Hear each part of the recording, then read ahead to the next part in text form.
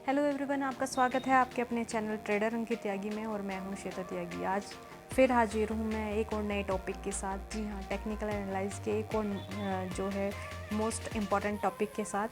और आज हम बात करेंगे सपोर्ट और रेजिस्टेंस के बारे में। जानेंगे कि सपोर्ट क्या होता है, रेजिस्टेंस क्या होता है, सपोर्ट में आप किस तरह से ट्रेड ले सकते हैं या रेजिस्टेंस में आप किस तरह से ट्रेड ले सकते हैं। सपोर्ट जो है और रेजिस्टेंस क्या है, उनमें दोनों में अंतर जानेंगे और बहुत कुछ सीखेंगे इस वीडियो में। तो बने रहिए मेरे साथ मेरे चैनल ट्रेडर अंकित त्यागी में। और मैं हूँ श्वेता त्यागी। तो बात करेंगे हम सबसे पहले सपोर्ट के बारे में। तो सपोर्ट किसी भी मार्केट में जब कोई भारी गिरावट हो और वहाँ पर प्राइस पहले से आकर गिरा हो और फिर से सपोर्ट लेके, यानी कि उस सतह पर सहारा लेकर फिर से दोबारा से ऊपर की तरफ मूव करे, तो उसे सपोर्ट कहते हैं। और रेजिस्टेंस जब भी कभी सपोर्ट लेकर या नीचे से मार्केट ऊपर की तरफ जाती है और फिर से गिर जाती है, एक पॉइंट पर जाकर, प्राइस पॉइंट पर जाकर गिर जाती है, तो उसे हम रेजिस्टेंस कह सकते हैं। ऐसा कई सारे पॉइंट जब इकट्ठे हो जाते हैं इस तरह के, यानी मार्केट ऊपर की तरफ बार बार जाती है और फिर नीचे गिर जाती है, तो वो एक बहुत बड़ा रेजिस्टेंस लेवल बन जाता है। तो बात करते हैं इन्हीं एक डीप तरीके से कि एक्चुअल में ये दोनों रेजिस्टेंस और सपोर्ट होते क्या हैं। ठीक है, रेजिस्टेंस के बारे में।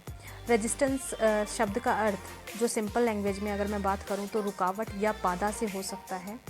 तो इस मायने के आधार पर हम कह सकते हैं कि रेजिस्टेंस कीमत को बढ़ने या ऊपर जाने से रोकता है। शेयर बाजार में रेजिस्टेंस शब्द का इस्तेमाल किसी भी स्टॉक के चार्ट पर उस प्राइस पॉइंट को बताने के लिए किया जाता है जिस प्राइस पॉइंट से स्टॉक की कीमत ऊपर जाने से रुकती है। इस जो प्राइस पॉइंट पर ट्रेडर स्टॉक की जो मैक्सिमम सप्लाई है की उम्मीद करता है, मतलब बहुत ज़्यादा लेवल पर वो गिर सकता है नीचे की तरफ। तो रेजिस्टेंस लेवल हमेशा स्टॉक कि अभी की जो कीमत है, यानी करंट प्राइस जो चल रही है, उनसे हमेशा ऊपर की तरफ होता है। अगर एक लाइन से रेजिस्टेंस को बताया जाए तो हम कह सकते हैं कि रेजिस्टेंस एक ऐसा क्षेत्र है जहां किसी भी स्टॉक की कीमत बढ़ने से रुक जाती है। रेजिस्टेंस को अधिक से अधिक सप्लाई जोन भी कहा जाता है।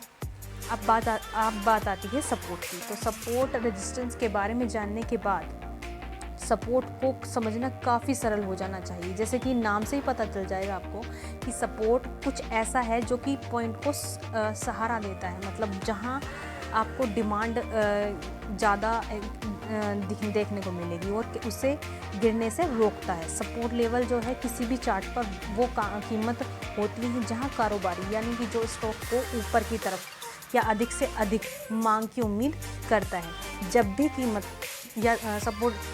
कीमत किसी भी सपोर्ट लेवल तक गिरती है तो वापस उछाल की संभावना ज़्यादा बढ़ जाती है, क्योंकि उस कीमत पर ख़रीदारी आने की उम्मीद ज़्यादा से ज़्यादा होती है। जो सपोर्ट है वो हमेशा मौजूदा बाज़ार कीमतों से नीचे होता है, जो कि करंट प्राइस जहाँ चल रहा हो उससे हमेशा नीचे की तरफ होती है। इस बात से काफ़ी संभावना होती है कि कीमत सपोर्ट तक गिर सकता है। उस कीमत पर मौजूदा मांग पूरी होने की संभावना बहुत ज़्यादा हो जाती है, या कह सकते हैं वहाँ उस मौजूदा मांग या उस जोन में, सपोर्ट जोन में जो है प्राइस काफ़ी टाइम तक कंसोलिडेट करता है और फिर ऊपर की तरफ बढ़ना शुरू करता है। गिरते हुए बाजार में सपोर्ट एक इम्पॉर्टेंट टेक्निकल लेवल है जिसमें काफ़ी ध्यान से देखा जाए तो सपोर्ट को अक्सर खरीदने के लिए देखा जाता है या उसको ट्रिगर माना जाता है। 2 मिनट में सब हो गया क्या? तो आइए चार्ट पर समझ लेते हैं इनके सपोर्ट और रेजिस्टेंस होते हैं। तो ये अभी करंट मार्केट जो निफ्टी है, निफ्टी 50, जो उसका सप्लाई जोन और उसका डिमांड एरिया देख लेते हैं। तो मैं आपको बता दूं कि ये जो आप देख रहे हैं कि ये जो है ये रेजिस्टेंस है।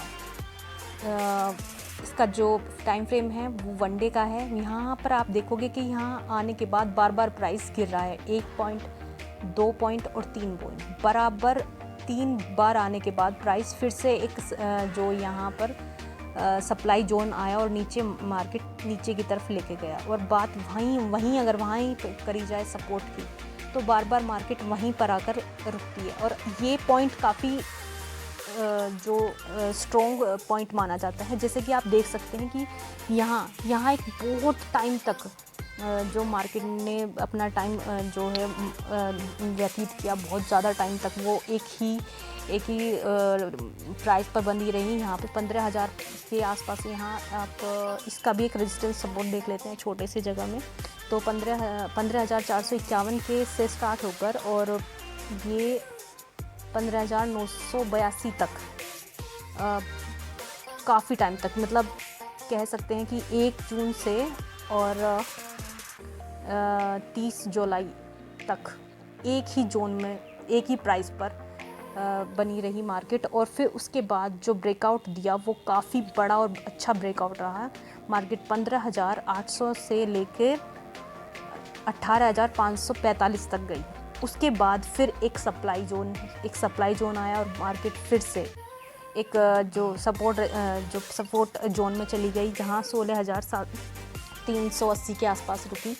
फिर उसके बाद फिर से एक उछाल लिया, जो कि मैंने आपको बताया है कि ये जो सपोर्ट एरिया, ये वाला जो सपोर्ट एरिया है उस पर मार्केट रुकती है, फिर से एक्यूमुलेशन होता है, फिर से ऊपर की तरफ मूव करती है।